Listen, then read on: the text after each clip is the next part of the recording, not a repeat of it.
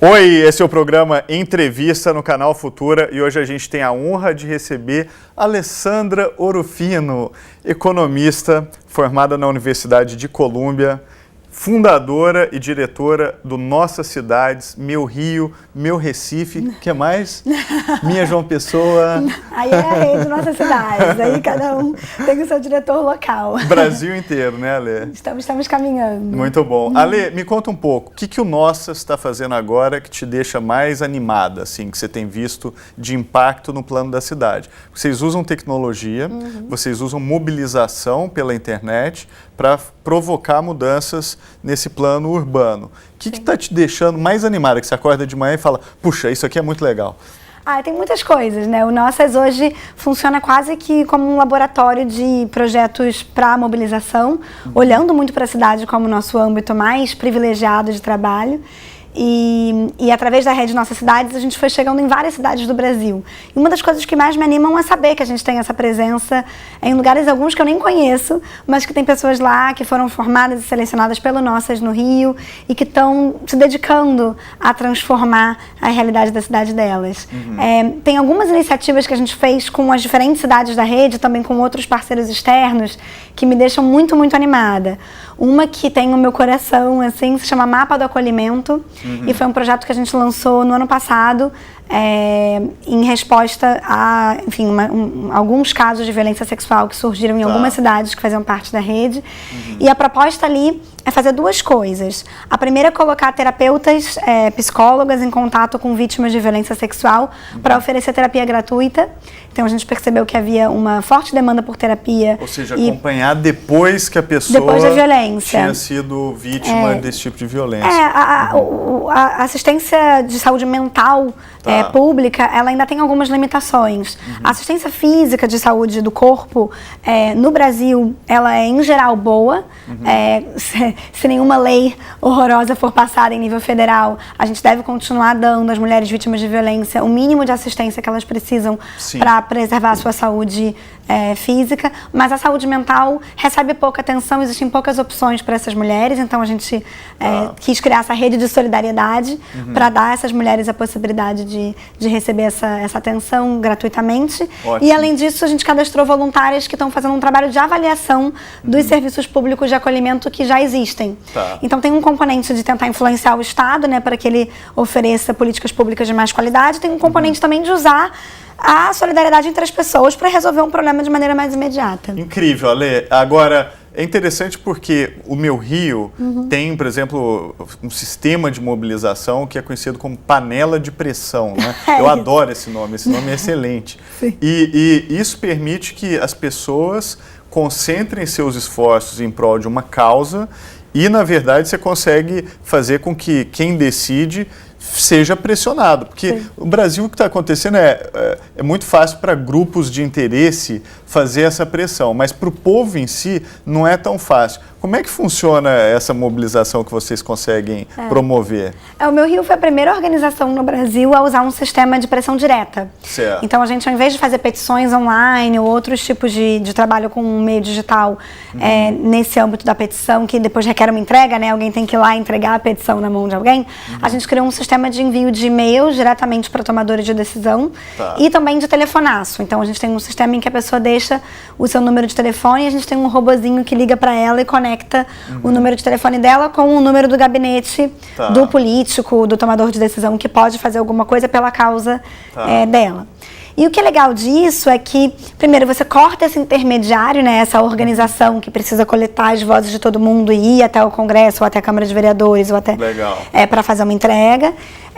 E, além disso, você obriga a pessoa que está criando uma campanha a identificar um tomador de decisão. Então, isso acaba evitando que as pessoas criem campanhas do tipo a paz mundial ou uma cidade melhor. Ou seja, para mudar. Você tem que ter um objetivo mais específico.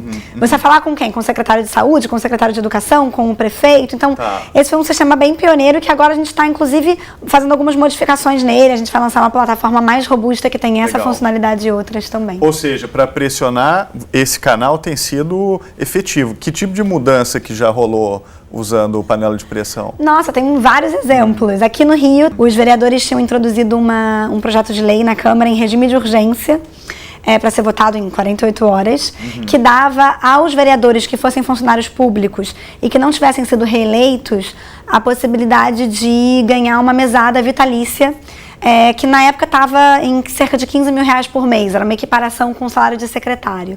Pro Tipo, resto o cara da vida. deixava de ser vereador e ia continuar ganhando salário de 15 mil reais. Pro resto da vida. Legal. E eles fizeram isso no finzinho do ano passado, logo depois das eleições municipais, porque a Câmara teve uma taxa gigante de vereadores não reeleitos. Certo. Então, acho que eles ficaram um pouco desesperados e resolveram passar esse PL.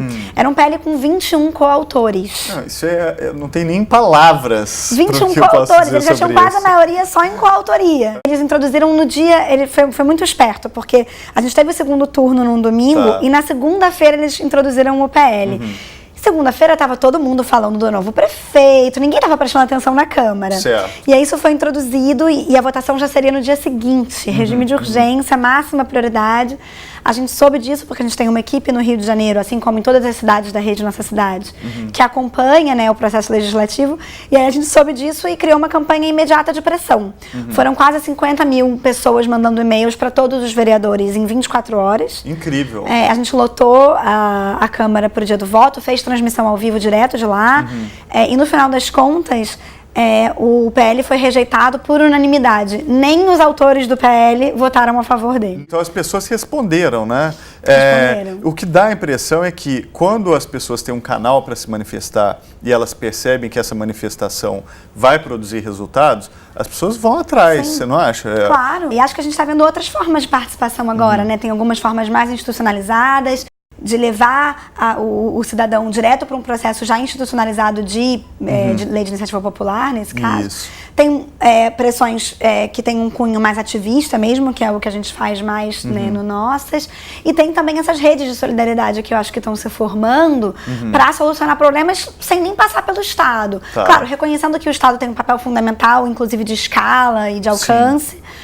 Mas que tem certos problemas que a gente consegue resolver entre a gente de maneira muito eficaz se a gente compartilhar recursos e tiver solidariedade um com o outro. Tem um poder novo que é justamente o que aparece quando as pessoas se juntam para defender causas usando a internet para isso. Exatamente. Você acha que esse novo poder ele está visível no Brasil também? Sem dúvida. Essa ideia de surgimento de um novo poder não é nova. O movimento feminista, por exemplo, fala de um poder feminino que tem características diferentes, mais colaborativas, etc. Global, já há né? muito tempo. É quase uma plataforma global. Mas isso está se reforçando no mundo todo. E no Brasil acho que é muito visível, né? Claro, a gente ainda está talvez amadurecendo o que esse novo poder pode fazer. Acho que a gente teve um despertar para a política nos últimos 5 anos. Então ainda é muito recente esse movimento e isso gera algumas confusões no caminho, mas eu fico muito feliz de ver que as pessoas estão se mobilizando politicamente, inclusive quando elas pedem coisas com as quais eu não concordo. Sim. Mas só de perceber que existe esse desejo que está se realizando de alguma forma do cidadão participar mais da política, isso é o que mais me faz ser otimista. Esse novo poder, ele não pode ser também manipulado ou ele pode ser apropriado, vamos dizer, por grupos de interesse que acabam, enfim, conduzindo um grupo de pessoas para dar uma aparência de que tem uma legitimidade. Que é orgânico quando na verdade não é. Você acha que isso é um problema? Eu acho que isso é um problema já e acho que é um problema que pode se agravar, né? A gente está vendo um aumento exponencial da nossa capacidade de manipular dados, por exemplo. E esses movimentos de massa, eles são muito mais efetivos quando eles lançam mão de uma comunicação que é muito adequada àquilo que o interlocutor quer ouvir. Como em qualquer tipo de tentativa de trabalhar em conjunto. E nesse sentido, você ser capaz de manipular dados pode ser muito importante. Tem manipulações muito clássicas, robôs que mimetizam likes no Facebook. Então, às vezes você vê uma página de Facebook que você acha que é super influente e você vai descobrir que tem centenas de milhares de pessoas que, na verdade, não são pessoas. Sim. São robôs que curtiram aquela página, por exemplo. E como hoje a gente está medindo influência no mundo mundo real, muito pela nossa percepção de influência no mundo digital, a gente acaba ficando muito facilmente vítima desse tipo de artifício. Então, acho que hoje a gente tem um problema de poder percebido. E a manipulação do poder percebido é, sim, uma questão. Todo mundo que trabalha com ativismo ou com campanha política trabalha com poder percebido. Sem dúvidas. Mas a gente hoje tem capacidade técnica de levar isso para um outro lugar e que pode ser perigoso. E como é que faz para combater as fake news, tipo notícias falsas? Sim. Você acha que tem que ter checagem de fatos? Acho que a gente vive alguns movimentos, na verdade. Por um lado, a gente tem uma certa confusão entre opinião e fato. É claro que nada na vida é objetivo, absolutamente indisputável. Inclusive, fatos existem para a gente poder questioná-los. Pesquisas existem para você poder ler a metodologia e falar, olha, eu acho que isso aqui não foi bem feito. Inclusive, se você tiver uma pesquisa que não está aberta a esse tipo de escrutínio público, não é uma boa pesquisa. Tá certo. No entanto, ainda que os fatos sejam sempre questionáveis, isso não quer dizer que opiniões sejam iguais a fatos. Você pode achar muitas coisas, mas existem alguns dados reais sobre o mundo no qual a gente vive que a gente precisa manter no centro do debate político, senão a gente começa a ter um debate sobre coisas diferentes. É muito distinto de ter um debate onde as pessoas têm pontos de vista diferentes sobre a mesma coisa. Exato. Então, falando, por exemplo, de educação, a gente tem que ter números básicos, quantos alunos a gente tem, qual é o nível de repetência. E são fatos, né? São fatos. Não dá para falsear isso, é isso que me impressiona. Não, você pode até criar sistemas, por exemplo, de progressão do aluno que evite repetência. Você pode manipular dados no mundo real, mas algumas coisas você não tem como falsear, não tem como negar certas coisas. E dados são sempre limitados na medida em que eles só representam uma parte da realidade percebida. É importante que a gente crie novos dados, que a gente pense em novos indicadores. Isso é muito distinto de dar dados completamente falsos, que é o que a gente vê hoje sendo feito por muitos grupos. E acho que para se combater isso, apesar de eu adorar agências de fact-checking, o Meu Rio e a Rede Nossas Cidades tem uma iniciativa de fact-checking eleitoral, inclusive, a gente faz checagem de debate eleitoral. Apesar disso, eu acho que a maior responsabilidade sobre a qualidade da informação que a gente recebe hoje está no indivíduo, porque o indivíduo é o maior receptor e emissor e repassador de informações, né? O canal é a gente. Sem dúvidas. E se a gente não tiver muito critério sobre aquilo que a gente compartilha com os nossos amigos, com a nossa família, no WhatsApp, no Facebook, não tem agência de fact-checking que dê conta do recado. Muito bom. Ouviu, né, pessoal? Não repasse informações que você não tem ali como checar a fonte, não sabe de onde vem. Dica muito importante. Ale, eu adoraria continuar a nossa conversa, mas o tempo aqui voa. Muito obrigado. É uma pena, mas enfim, vai ter outras oportunidades. E pessoal, esse foi o programa Entrevista.